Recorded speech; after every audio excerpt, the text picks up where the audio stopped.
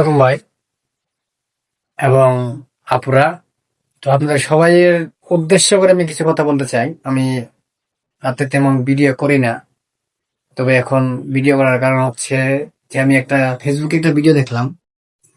সেখানে একটা ছেলে, এটা আমাদের দেশের না, বাইরের দেশের একটা ছেলে একটা ভিডিও করার জন্য, একটা মানে সামান্য একটা কন্টেন্ট তৈরি করার জন্য তার জীবনের রিস্ক নিয়ে নিল।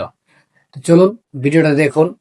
আর এরকম ভিডিও যাতে কেউ না করে, সবার কাছে আমার রিকোয়েস্ট, ছোট ভাই হিসেবে আপনাদের কাছে একটা রিকোয়েস্ট, এরকম ভাবে কেউ রিস্ক নিয়ে শুধুমাত্র টাকা কামানোর জন্য নিজের জীবনের রিস্ক নিবেন না।